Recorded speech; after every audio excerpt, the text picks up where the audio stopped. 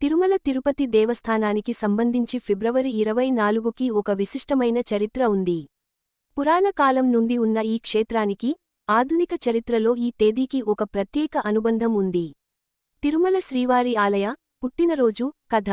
చాలామందికి తెలియని విషయానికి ఏమిటంటే, మనం ఈరోజు చూస్తున్న తిరుమల ఆలయ నిర్వహణ తీరుతెన్నులు, అభివృద్ధి ఒక చారిత్రాత్మక మలుపు ద్వారానే సాధ్యమయ్యాయి. చారిత్రక నేపథ్యం: శ్రీవారి ఆలయం కొన్ని వేల ఏళ్ల నాటిది. అయితే 1932కి ముందు ఆలయ నిర్వహణ మహంతులు మఠాధిపతులు చేతుల్లో ఉండేది. కాలక్రమేణా భక్తుల రద్దీ పెరగడం, నిర్వహణ కష్టతరమవ్వడంతో బ్రిటిష్ ప్రభుత్వం ఒక కీలక నిర్ణయం తీసుకుంది. ఫలితంగా 1933 ఫిబ్రవరి 24న తిరుమల తిరుపతి దేవస్థానం చట్టం అమల్లోకి వచ్చింది. అంటే వ్యవస్థాగతంగా నేడు మనం చూస్తున్న టీటీడీకి ఇది ఒక రకమైన పుట్టినరోజు వంటిది. ఆ రోజు ఏం జరిగింది? పాలనా పగ్గాలు, మహంతుల నుంచి పాలనను ఒక ప్రత్యేక కమిటీకి అప్పగించారు.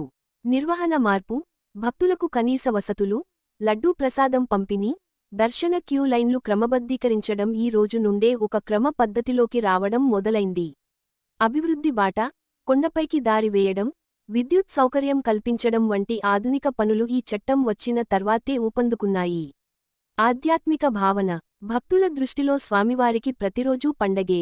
కాని ఫిబ్రవరి 24ని టీటీడీ వ్యవస్థ ఏర్పడిన రోజుగా భావించి, పాలక మండలి మరియు సిబ్బంది స్వామివారికి ప్రత్యేక కృతజ్ఞతా పూజలు నిర్వహిస్తుంటారు.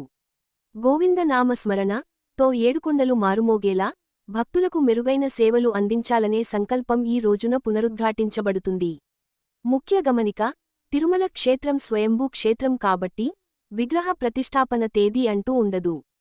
కాని భక్తుల సౌకర్యార్థం ఒక వ్యవస్థగా ఏర్పడిన ఈ ఫిబ్రవరి 24 తేదీకి చరిత్రలో ప్రత్యేక స్థానం ఉంది. గోవిందరాజ స్వామి ఆలయ గోడలపై ఉన్న శాసనాల ద్వారా ఈ తేదీ ఖచ్చితంగా వెలుగులోకి వచ్చింది. 2022 నుండి ప్రభుత్వం మరియు టీటీడీ అధికారికంగా ఫిబ్రవరి 24ను తిరుపతి పుట్టినరోజుగా జరుపుకుంటున్నారు.